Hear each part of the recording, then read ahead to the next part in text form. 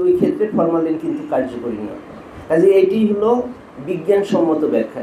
তা আমাদের কথা হলো যে বিজ্ঞানসম্মত পদ্ধতিতে প্রমাণিত যে বিষয়গুলো আছে সেই বিষয়গুলোর মাধ্যমে খাদ্যের নিরাপত্তা নিশ্চিত করা, এটাই হলো যথাযথ প্রক্রিয়া। জরুরি আমরা জানি যে দূষিত খাবার খেয়ে প্রতিদিন প্রচুর মানুষ রোগাক্রান্ত হচ্ছে, অনেক মারাত্মক অসুস্থ হয়ে মারা যাচ্ছে, অনেকে সারা জীবনের জন্য আপনার পঙ্গু হয়ে যাচ্ছে এবং বংশ পরম্পরায় এটি আক্রান্ত হচ্ছে। খাদ্যবাহিত রোগের সবচেয়ে ঝুঁকির মধ্যে থাকে বিশেষ করে মহিলা এবং যারা শিশু, যেহেতু তাদের ইমিউন সিস্টেমটা পুরুষ মানুষের থেকে একটু দুর্বল, সেই ক্ষেত্রে তারা ফুড পয়জনিং সবচেয়ে বেশি আক্রান্ত হয়। আমরা যদি একটি পরিসংখ্যান দেখি একটু, বিশ্ব স্বাস্থ্য সংস্থার বিশ্বে প্রতি 10 জনে একজন খাদ্যজনিত অসুস্থতায় ভোগে এবং প্রতি বছর 4,20,000 মানুষ মারা যায় সারা পৃথিবীতে।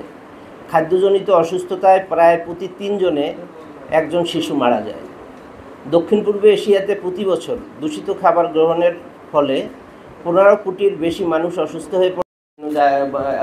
বরফ কলেজে বরফটি তৈরি করা হয়, সেই বরফটি তারা কিনে নিয়ে এসে সেটি কিন্তু আমাদের এই পানীয়ের সাথে তারা ব্যবহার করছেন। যখন অধিক হারে শীত পুরানো হয় তখন এটি কিডনিতে ইফেক্ট ফেলে, আমি যতদূর জানি, as far as I know. তো স্যার এখানে আমার প্রশ্ন হচ্ছে, আমরা কিভাবে সকাল দুপুর বিকাল এইসব বিষ থেকে স্যার মুক্তি পাবো? আমার একটা প্রশ্ন, কারণ আমার পুলিশ সদস্যরাও খায় না পেরে বাইরে ডিউটি করতে যাওয়ার সময়। তো স্যার আমরা চাই আপনার মাধ্যমে স্যার ভোক্তা অধিকার এবং আপনাদের স্যার হটলাইনের মাধ্যমে স্যার এটা যদি অধিকারে মানুষকে সচেতন করা হয় এবং ভোক্তা অধিকার এবং আপনাদের মাধ্যমে স্যার যদি অধিকারে হোটেলগুলোতে অভিযান চালানো হয়, খাবার হোটেলগুলোতে এবং বাজারগুলোতে, যে প্রিজারভেটিভ সম্বলিত কোনো মাছ মাংস বা মাংসই বা কিসে খাওয়াচ্ছে, আর ব্রয়লার মুরগির কথা তো আর বললাম না, এটা আপনারা সবাই জানেন। স্যার আমার বাহিনীও একটা প্রশ্ন, স্যার কবে আমরা এটা থেকে মুক্তি পাবো? স্যার বিএসটি অনুমোদন ছাড়া প্রচুর খাবার বাইরে, আমরা স্যার কোনো কিছুতে ভয় পাচ্ছি খেতে, বাচ্চাদেরকে খাওয়াতে পারছি না, বাচ্চাদেরকে চকলেট বা কোনো কিছু খাওয়ালে পরদিন ফুড পয়জনিং আক্রান্ত হচ্ছে। আমার বাচ্চাগুলো রেগুলার এগুলা পরে বাইরের খাবার খাওয়াই দিছি। চিপস আগুন দিলে জ্বলে, চিপস যদি জ্বলে এটাতে আলু আছে না আছে এটাও তো বোঝা মুশকিল, প্লাস্টিক। তো স্যার আমার আপনাদের কাছে প্রশ্নগুলো রইল স্যার, খুব দুঃখের সাথে বলতে হচ্ছে স্যার আমরা নিরাপদ খাদ্য পাচ্ছি না, বিশেষ করে বাচ্চাদের জন্য যে চাইল্ড ফুড যেগুলো আছে সেগুলো খাওয়ালেই তারা ফুড পয়জনিংয়ে আক্রান্ত হচ্ছে।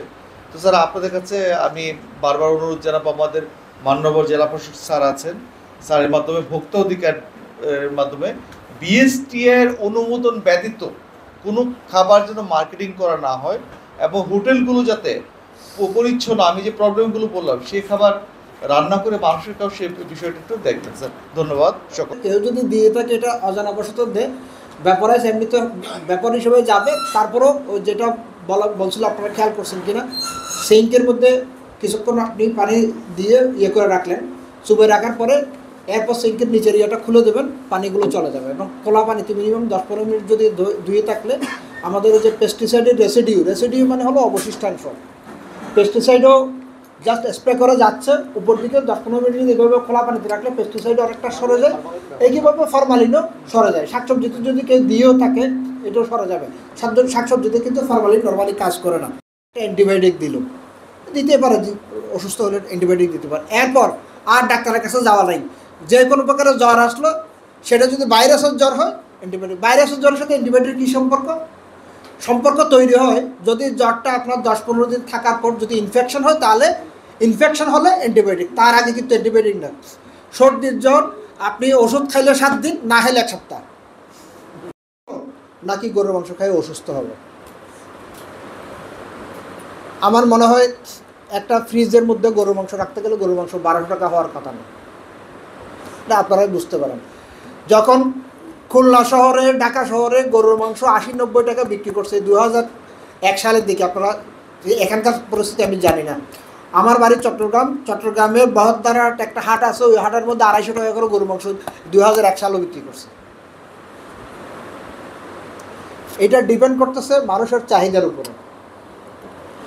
এখন এমন পরিস্থিতি হয়েছে, আগে সরকারি প্রোগ্রামগুলোতে বা বিভিন্ন বিয়ের প্রোগ্রামে দেখতাম যে বড় বড় চিংড়ি খাইতো, ইদানিং কিন্তু চিংড়ির পরিমাণ কমে গেছে, মানুষ সহজে খাইতে চাচ্ছে না। কেন? মানুষ জানে যে চিংড়ির মধ্যে প্রচুর পরিমাণে কোলেস্ট্রল আছে।